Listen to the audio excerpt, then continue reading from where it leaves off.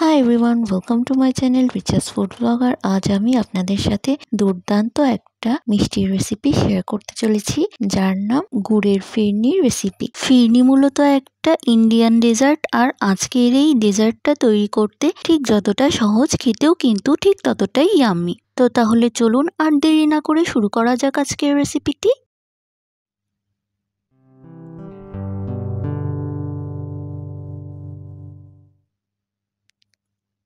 তো গুড়ের ফিরনি তৈরির জন্য আমি প্রথমে একটা বাটিতে হাফ কাপ রাঁধুনি ফিরনি মিক্সের চাল অ্যাড করে নিচ্ছি। এখন এই চালের সাথে 1 কাপ পরিমাণ পানি অ্যাড করে নিচ্ছি। এখন একটা চামচের সাহায্যে এই চালটা পানির সাথে ভালোভাবে মিক্স করে ভিজিয়ে রাখবো।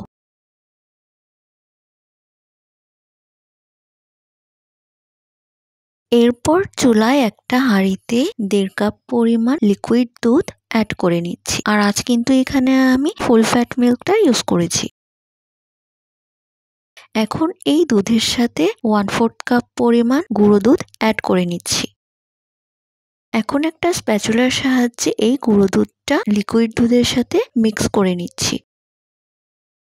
সো ভিউয়ার্স, এই দেখুন আমি গুঁড়ো দুধটা লিকুইড দুধের সাথে বেশ ভালোভাবে মিক্স করে নিয়েছি। আর এই পর্যায়ে কিন্তু চুলাটা অফ রাখতে হবে। তো এই দেখুন গুঁড়ো দুধটা কিন্তু লিকুইড দুধের সাথে বেশ ভালোভাবে মিক্স করে নিয়েছি। আর এই পর্যায়ে আমি এখানে 2টা গোটা এলাচ, একটা দারুচিনি স্টিক আর 1/4 কাপ চিনি অ্যাড করে দিচ্ছি। এখন স্প্যাচুলার সাহায্যে মিডিয়াম হিটে সবকিছু ভালোভাবে দুধের সাথে মিক্স করে নিচ্ছি। তো এই দেখুন এইভাবে আমি সবকিছু ভালোভাবে দুধের সাথে মিক্স করে নিচ্ছি।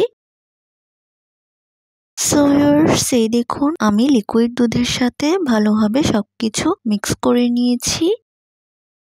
আর এখন মিডিয়াম হিটে এই দুধটা কিছুক্ষণ জাল দিয়ে ঘন করে নেব। আর এই পর্যায়ে চুলার আঁচটা মিডিয়াম টু হাই হিটে রাখতে হবে।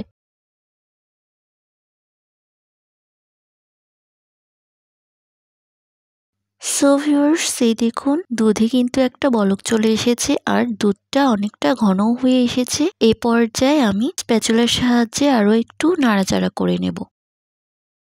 তো এই দেখুন এইভাবে স্প্যাচুলার সাহায্যে কিছুক্ষণ নাড়াচাড়া করে নেওয়ার পর এই পর্যায়ে আমি এখানে আগে থেকে ভিজিয়ে রাখা ফিরনির চাল অ্যাড করে দিচ্ছি।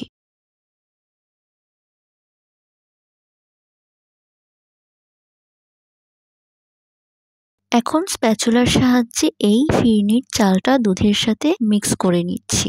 আর আজ আমি এখানে রাঁধুনি ফিরনি মিক্স দিয়ে এই গুড়ের ফিরনিটা রান্না করে নিচ্ছি। তবে আপনারা কিন্তু এখানে নর্মাল পোলাওয়ের চাল দিয়েও এই ফিরনিটা তৈরি করে নিতে পারেন। আর সেই ক্ষেত্রে কিন্তু চালটা ব্লেন্ডারে ব্লেন্ড করে একটু ভেঙে নিতে হবে। তো এই দেখুন এভাবে আমি অনবরত নাড়াচাড়া করতে করতে ফিরনিটা তৈরি করে নিচ্ছি। আর এই পর্যায়ে কিন্তু এভাবে স্প্যাচুলার সাহায্যে অনবরত নাড়াচাড়া করতে হবে, যেন চালটা নিচে না লেগে যায়। তো এই দেখুন এইভাবে আমি ফিরনিটা রান্না করে নিচ্ছি। আর এইভাবে সময় নিয়ে রান্না করতে করতে কিন্তু ফিরনিটা অনেকটা ঘন হয়ে এসেছে। আর এ পর্যায়ে আমি এখানে হাফ কাপ খেজুরের গুড় অ্যাড করে দিচ্ছি। এখন স্প্যাচুলার সাহায্যে এই খেজুরের গুড়টা ফিরনির সাথে ভালোভাবে মিক্স করে নিচ্ছি।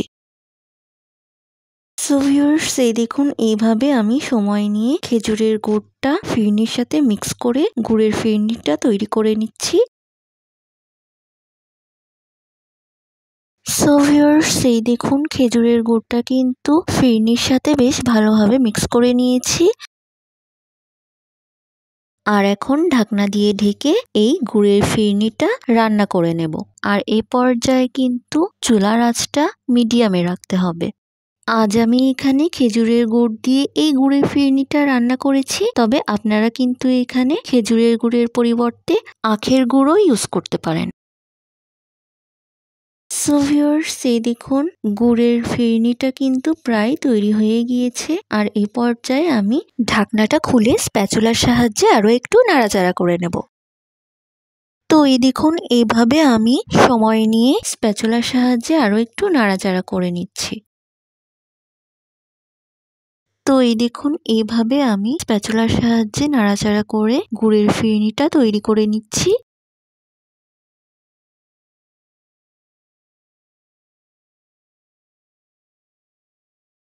তো এই দেখুন গুড়ের ফিরনিটা কিন্তু তৈরি হয়ে গিয়েছে। এখন আমি চুলাটা অফ করে দিয়ে এই ফিরনিটা চুলা থেকে নামিয়ে ট্রান্সফার করে নেব।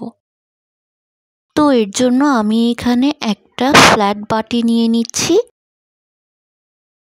এখন এই ফ্ল্যাট বাটিতে গুড়ের ফিরনিটা ট্রান্সফার করে ঠান্ডা করে পরিবেশন করে নেব। সো ভিউয়ার্স, এই দেখুন আজকের মজাদার গুড়ের ফিরনি রেসিপি রেডি অ্যান্ড সার্ভড। আপনারা কিন্তু খুব সহজেই কম সময়ে এই গুড়ের ফিরনিটা ঘরে থাকা সামান্য কিছু উপকরণ দিয়ে তৈরি করে নিতে পারেন। এছাড়া বিভিন্ন ঘরোয়া অনুষ্ঠানেও কিন্তু আপনারা এইভাবে ঝটপট গুড়ের ফিরনি তৈরি করে পরিবেশন করে নিতে পারেন। আর তাছাড়া শীতের দিনেও কিন্তু আপনারা এইভাবে নতুন গুড় দিয়ে গুড়ের ফিরনি তৈরি করে পরিবেশন করে নিতে পারেন। সো ভিউয়ার্স, আজ এই পর্যন্তই। আমার পরবর্তী রেসিপিটি পেতে হলে আমার চ্যানেলটিকে অবশ্যই সাবস্ক্রাইব করবেন। আর আজকের ভিডিওটি যদি আপনাদের কাছে ভালো লেগে থাকে তাহলে প্লিজ ভিডিওটিতে একটি লাইক, কমেন্ট এবং শেয়ার করবেন।